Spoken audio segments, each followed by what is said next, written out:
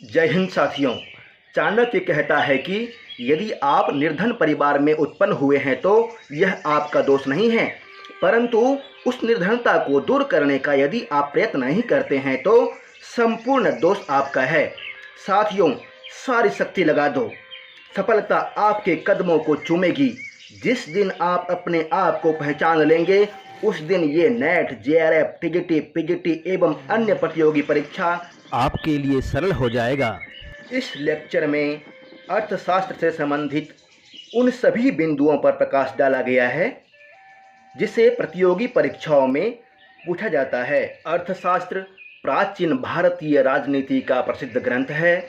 इसके रचनाकार का व्यक्तिगत नाम विष्णुगुप्त, गोत्र नाम कौटिल्य एवं आचार्य चाणक्य का पुत्र होने के कारण चाणक्य नाम से पुकारा जाता है। अर्थशास्त्र लिखने का प्रयोजन। ये न शास्त्रम च शस्त्रम च नंदराजगता च भूः अमरसेनोद्धृतान्यासु तेन शास्त्रमिदं कृतम्। अर्थशास्त्र नामक ग्रंथ की रचना उस आचार्य के द्वारा किया गया जो अन्याय तथा शासन से क्रुद्ध होकर नंदों के हाथ में गए हुए शस्त्र शास्त्र एवं पृथ्वी का शीघ्रता से उद्धार करके अपने ज्ञान का सदुपयोग जन कल्याण तथा अखंड भारत के निर्माण जैसे सृजनात्मक कार्यों में करने के लिए किया। चाणक्य सम्राट चंद्रगुप्त मौर्य के महामंत्री थे।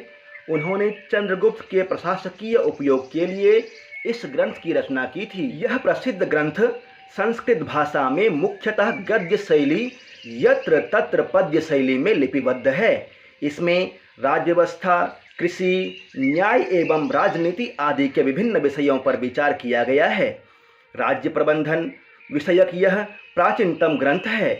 इसकी शैली उपदेशात्मक एवं सलाहात्मक है। अर्थशास्त्र में समसामयिक राजनीति, अर्थनीति, विधि, समाज, नीति एवं धर्म आदि का पर्याप्त वर्णन किया गया है। राजनीति विषयक जितने भी ग्रंथ अब तक उपलब्ध है उनमें से वास्तविक जीवन का चित्रण करने के कारण यह सबसे अधिक मूल्यवान है। इस शास्त्र के प्रकाश में न केवल धर्म, अर्थ, काम का प्रणयन और पालन होता है अपितु अधर्म, अनर्थ तथा अवांछनीय तत्वों का शमन भी होता है। आचार्य कौटिल्य का जीवन परिचय। कौटिल्य का जन्म अनुमानतः 375 ईसा पूर्व में हुआ है। इनके पिता का नाम चाणक्य था। कौटिल्य का आवास पाटलिपुत्र माना जाता है। कौटिल्य का अन्य नाम चाणक्य, विष्णुगुप्त। इनका अध्ययन तक्षशिला में हुआ था और कौटिल्य का व्यवसाय चंद्रगुप्त मौर्य के महामंत्री के रूप में माना जाता है। चाणक्य की 2 रचनाएं प्राप्त होती है। चाणक्य नीति एवं अर्थशास्त्र। आचार्य चाणक्य द्वारा कौटिल्य अर्थशास्त्र की रचना अनुमानतः 300 ईसा पूर्व में किया गया है। यह ग्रंथ अधिकरण, प्रकरण एवं अध्यायों में विभक्त है। अर्थशास्त्र में कुल अधिकरणों की संख्या 15 है, कुल प्रकरणों की संख्या 180 है और अध्यायों की संख्या 150 है। प्रतियोगी परीक्षाओं में अर्थशास्त्र के अधिकरणों के नाम पूछे जाते हैं। अर्थशास्त्र के अधिकरणों के नाम याद कर लें। प्रथम अधिकरण का नाम है विनयाधिकारिक अधिकरण। द्वितीय अधिकरण का नाम है अध्यक्ष प्रचारः। तृतीय अधिकरण का नाम है धर्मस्थीयम। चतुर्थ अधिकरण कंटक शोधन। पंचम अधिकरण योग रिक्तम। षष्ठ अधिकरण का नाम है मंडल योनि। सातवां अधिकरण है साडगुण्यम। आठवां अधिकरण व्यसनाधिकारिक अधिकरण। नौवां अधिकरण अभियास्यत कर्म। 10वां अधिकरण का नाम है सांग्रामिक। 11वां अधिकरण है वृत्त संघम। 12वां अधिकरण आवालियसम। 13वां अधिकरण है दुर्गलंभोपाय। 14वां अधिकरण का नाम है औपनिषदिक और 15वां अधिकरण का नाम है तंत्र युक्ति। इस तरह से सभी अधिकरणों के नाम क्रमशः याद कर लेंगे। यहाँ से परीक्षा में प्रश्न आते हैं, अतः ध्यान से पढ़ेंगे। अर्थशास्त्र के 15 अधिकरणों के नाम एवं वर्णित विषय इस तरह से है। प्रथम अधिकरण का नाम है विनयाधिकारिक अधिकरण। इसमें 16 प्रकरण एवं 21 अध्याय है और विनयाधिकारिक अधिकरण में वर्णित विषय है विद्या समुदेशः, गुप्तचर स्थापना, इंद्रियजय, सभा, राजदूत, राजा के अनुशासन, अंतःपुर तथा राजा की सुरक्षा, शास्त्र शिक्षा, अमात्योत्पत्ति, मंत्रियों तथा पुरोहितों के गुण, राजकुमार का रहन सहन। इनमें से अमात्योत्पत्ति, इंद्रियजय तथा विद्या समुदेशः प्रमुख है। अर्थशास्त्र के द्वितीय अधिकरण का नाम अध्यक्ष प्रचारः है। इस अधिकरण में कुल 36 अध्याय है। यह सबसे बड़ा अधिकरण है। इस अधिकरण में विभिन्न शासन विभागों के अध्यक्षों के कर्तव्य, ग्राम रचना, गोचर भूमि, वन, दुर्ग, सन्निधाता के कर्तव्य, कर ग्रहण, राज्यकोष, रत्न परीक्षा, मुद्राध्यक्ष आदि विषयों का वर्णन किया गया है। तृतीय अधिकरण का नाम धर्मस्थीयम है। इस अधिकरण में 20 अध्याय एवं 20 प्रकरण हैं। इसमें विषय है न्याय शासन, अधिनियम, विवाह प्रकार, दंपत्ति कर्तव्य, स्त्रीधन, पुत्रों के 12 प्रकार, दाय विभाग तथा व्यवहार के विषय में विवेचन किया गया है। इसमें अवधान देंगे पुत्रों के 12 प्रकार, विवाह प्रकार, दंपत्ति कर्तव्य इत्यादि तृतीय अधिकरण में वर्णित है। चतुर्थ अधिकरण का नाम कंटक शोधन है। पंचम अधिकरण का नाम योगवृत्त है और षष्ठम अधिकरण का नाम मंडल योनि है। इस अधिकरण में मंडल की रचना, अंतरराष्ट्रीय संबंध, 3 शक्तियों का वर्णन एवं राज्य की 7 प्रकृतियां, राजा, अमात्य, राष्ट्र, दुर्ग, कोष, बल एवं सुहृद का वर्णन किया गया है। 3 शक्तियों का भी इसी अधिकरण में वर्णन मिलता है। 3 शक्तियां हैं उत्साह शक्ति, मंत्र शक्ति एवं प्रभु शक्ति। तीनों शक्तियों में से उत्साह शक्ति को सबसे अधिक प्रबल बताया गया है। वीरों, तीनों शक्तियों में उत्साह शक्ति, मंत्र शक्ति एवं प्रभु शक्ति में, तीनों शक्तियों में उत्साह शक्ति को सबसे प्रबल बताया गया है। आपके अंदर उत्साह होना चाहिए। आपके अंदर उत्साह होगा तो आप आंतरिक शक्ति को निकालेंगे और आंतरिक शक्ति को निकाल करके आप बड़ी से बड़ी परीक्षाओं को तुरंत पास कर जाएंगे। उठो, जागो और क्या कमी रह गई देखो।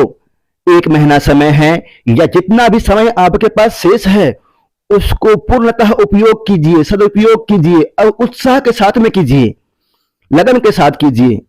आपको सफलता अवश्य मिल जाएगी। आपका सही दिशा में किया गया मेहनत आपको सफल करेगा।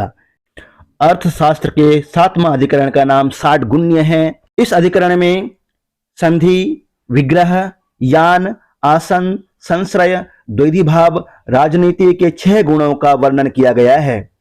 8वां अधिकरण का नाम व्यसनाधिकारिक अधिकरण है। 9वां अधिकरण अभियास्यत कर्म, 10वां अधिकरण का नाम सांग्रामिक है। ध्यान रखें, अधिकरणों का नाम आपको याद कर लेना है। 11वां अधिकरण है वृत्त संघ, 12वां अधिकरण का नाम आवालियस है, 13वां अधिकरण दुर्गलंभोपाय, 14वां अधिकरण का नाम है औपनिषदिक और 15वां अधिकरण है तंत्र युक्ति। सबसे बड़ा अधिकरण दूसरा अध्यक्ष प्रचार है और तथा सबसे छोटा 15वां तंत्र युक्ति अधिकरण है। विनयाधिकारिक प्रथम अधिकरण है। इसमें जो पठनीय विषय है वह है विद्या समुदेशः, आन्वीक्ष की स्थापना, आन्वीक्ष की त्रयी, वार्ता और दंडनीति, ये 4 विद्याएं होती हैं। उसमें से मनु त्रयी, वार्ता, दंडनीति चेति मानवः। मनु 3 विद्याओं को मानता है, त्रयी, वार्ता और दंडनीति को। त्रयी विशेषो ही आन्वीक्ष की, वह त्रयी विशेष के अंतर्गत ही अर्थात त्रयी ऋग्वेद, यजुर्वेद और सामवेद के अंतर्गत ही आन्वीक्ष की को स्वीकार करता है। वार्ता दंडनीति चेति वारस्पत्यः संवर्ण मात्रम ही त्रयी लोक यात्रा विद इति। बृहस्पति वार्ता एवं दंडनीति को विद्या मानता है। बृहस्पति के अनुसार 2 ही विद्याएं हैं, वार्ता एवं दंडनीति। संवर्ण मात्रम ही लोक यात्रा विद इति अर्थात त्रयी जो है वह बृहस्पति के अनुसार लोक में, संसार में केवल आजीविका का साधन है। दंड नीति रेखा विद्या इति औशनसः। औशनस जिसको शुक्राचार्य बोलते हैं, शुक्राचार्य केवल दंड नीति विद्या को ही मानता है। दंड नीति रेखा विद्या इति औशनसः स्याम ही सर्वा विद्या आरंभा प्रतिबद्धा इति।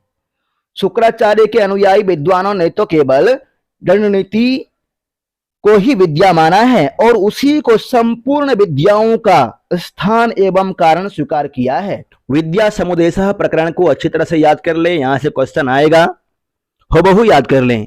विद्याएं 4 हैं, अनुक्षकी, त्रयी, वार्ता और दंड नीति। मनु के अनुयायी त्रयी, वार्ता और दंड नीति ये तीनों विद्याएं स्वीकार करते हैं और बृहस्पति के अनुयायी वार्ता एवं दंड नीति को स्वीकार करते हैं तथा औशनस अर्थात शुक्राचार्य के अनुयायी केवल दंड नीति नामक विद्या को स्वीकार करते हैं। चतस्रः एव विद्या इति कौटिल्यः। कौटिल्य अर्थशास्त्र के कर्ता धर्ता कौटिल्याचार्य ने 4 विद्याएं स्वीकार किया है। अन्वीक्षकी, त्रयी, वार्ता और दंड नीति चारों विद्याओं को स्वीकार करता है। ताभिर धर्मार्थो यद विद्यात् तद विद्यानां विद्यात्वम्। और उनकी यथार्थता धर्म तथा अधर्म के ज्ञान पे आश्रित है। सांख्य योगो लोकायतम चेति अन्वीक्षकी। सांख्य योग तथा लोकायत, सांख्य दर्शन के रचयिता कपिल मुनि और योग दर्शन का रचयिता महर्षि पतंजलि, लोकायत दर्शन के प्रवर्तक बृहस्पति जो कि चारवाक दर्शन के नाम से जाना जाता है, ये तीनों अन्वीक्षकी के अंतर्गत आते हैं। धर्माधर्मो त्रय्याम, त्रयी ऋग्वेद, यजुर्वेद, सामवेद, तीनों वेदों में धर्म एवं अधर्म के बारे में वर्णन किया गया है। अर्थानर्थो वार्तायाम, वार्तायाम अर्थात वार्ता विद्या में व्यापार, कृषि और पशुपालन तीनों ही वार्ता के अंतर्गत आता है। इसमें क्या होता है तो अर्थानर्थो हानि एवं लाभ का वर्णन किया गया है। नय अपनयो दंड नीत्याम, दंड नीति में नय एवं अपनय का वर्णन किया गया है, नीति एवं अपनीति का वर्णन किया गया है। बलः बले चैतासाम हेतुभिर अन्वीक्षमानः अन्वीक्षकी लोकस्य उपकरोति व्यसने अभ्युदये च बुद्धिम अवस्थापयति प्रज्ञा वाक्य क्रिया वैसारध्यम च करोति। त्रयी आदि विद्याओं की प्रधानता अप्रधानता को भिन्न भिन्न युक्तियों से निर्धारित करती हुई अन्वीक्षकी विद्या लोक का उपकार करती है, सुख दुख से बुद्धि को स्थिर करती है और सोचने विचारने बोलने तथा कार्य करने में सक्षम बनाती है। प्रदीपः सर्वविद्यानां उपायः सर्वकर्मणां आश्रयः सर्वधर्माणां शाश्वत अन्वीक्षकी मतः। यह अन्वीक्षकी विद्या सर्वदा ही सब विद्याओं का प्रदीप, सभी कार्यों का साधन और सब धर्मों का आश्रय अर्थ मानी गई है। सभी विद्याओं का प्रदीप अर्थात दीपक है, इसी से सारी विद्याएं प्रकाशित होती है। प्रथम अधिकरण, सप्तम प्रकरण, 11वां अध्याय, जिसमें वर्णन किया गया है गूढ़ पुरुषोत्पत्ति ही अर्थात गुप्तचर की स्थापना। उपधा भी शुद्धाम अमात्य वर्गो गूढ़ पुरुषम अनुत्पादयेत अर्थात धर्मोपधा, अर्थोपधा, कामोपधा, भयोपधा उपायों के द्वारा अमात्य वर्ग की परीक्षा कर लेने के अनंतर राजा गुप्तचरों की नियुक्ति करे। गुप्तचर कितने होते हैं तो इसके विषय में विचार करते हैं। गुप्तचर के प्रकार हैं मुख्यतः सांस्थानिक गुप्तचर, एक जगह रह करके जानकारी एकत्रित करने वाला गुप्तचर को सांस्थानिक गुप्तचर कहा जाता है, एवं द्वितीय गुप्तचर होता है संचार गुप्तचर जो कि भ्रमणशील गुप्तचर कहलाता है, वह घूम करके जानकारी एकत्रित करता है। संस्था गुप्तचर है कापटिक, उदास्तिक, गृहपतिक, वैदेहक एवं तापस। कापटिक गुप्तचर होता है प्रगल्भ छात्र, बुद्धिमान छात्र जो होता है उसे कापटिक गुप्तचर कहते हैं।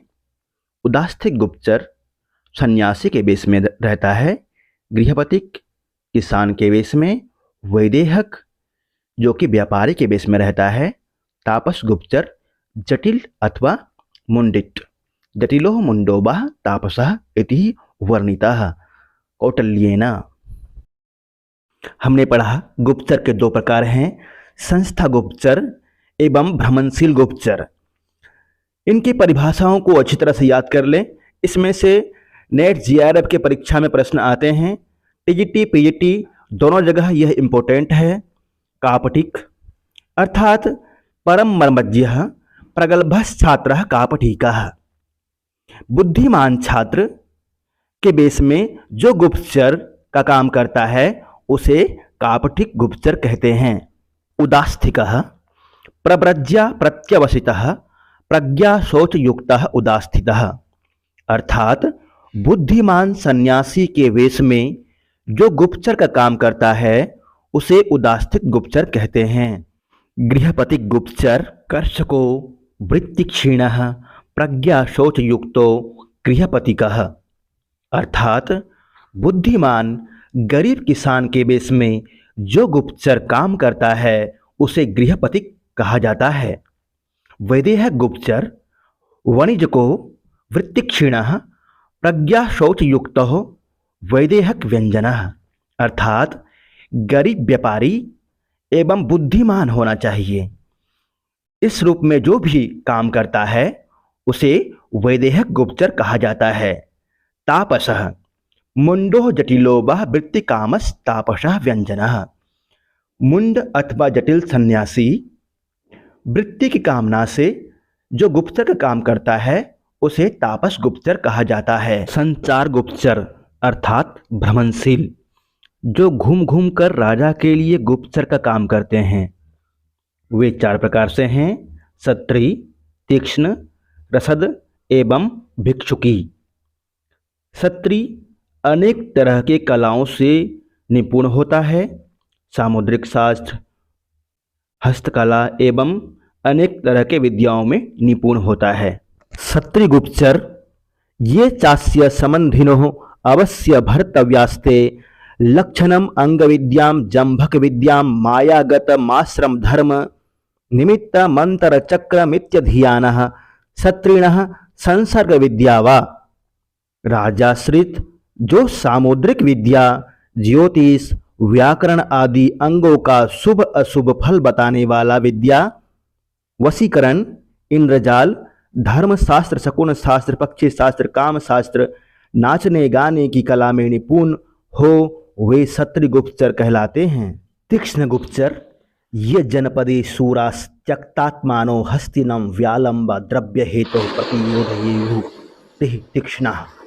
अपने देश में रहने वाला ऐसे व्यक्ति जो द्रव्य के लिए अपने प्राणों की भी परवाह न करके हाथी, वाघ, सांप से भी भिड़ जाते हैं, उन्हें तीक्ष्ण कहते हैं।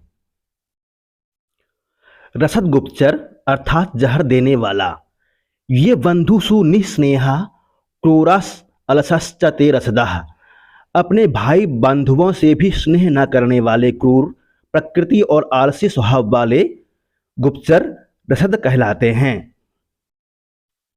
भिक्षुकी गुप्तचर परिव्राजिका, वृत्तिकामा, दरिद्रा, विधवा, प्रगल्भा, ब्राह्मण्यन्तः पूरे, कृतसत्कारा, महामात्र कुलान्य अधिगच्छेत। आजीविका की इच्छुक, दरिद्र, प्रौढ़ विधवा, दबंग, ब्राह्मणी, रणिवास में सम्मानित, प्रधान अमात्यों के घर में प्रवेश करने वाली परिव्राजिका नाम की गुप्तचर कहलाती है। सन्यासी के वेश में खुफिया का काम करने वाली गुप्तचर को भिक्षुकी गुप्तचर कहते हैं। अर्थशास्त्र का मंगलाचरण है नमः शुक्र बृहस्पतिभ्याम, अर्थात शुक्राचार्य एवं बृहस्पति आचार्य को नमस्कार करके चाणक्य ने कौटिल्य अर्थशास्त्र की रचना की है। पुस्तक का नाम है अर्थशास्त्र। कौटिल्य के अनुसार अर्थ का अभिप्राय है मनुष्यों की बस्ती अर्थात मनुष्यवती भूमि जहाँ मनुष्य निवास करते हैं, अर्थात वह प्रदेश जहाँ मनुष्य निवास करते हैं वह अर्थ कहलाता है। यदि आप इस ज्ञान से तनिक भी लाभान्वित हुए तो इस चैनल को सब्सक्राइब कर दें, लाइक करें, शेयर करें। देखने के लिए आपका धन्यवाद। आवाज़ में कहीं उच्च नीच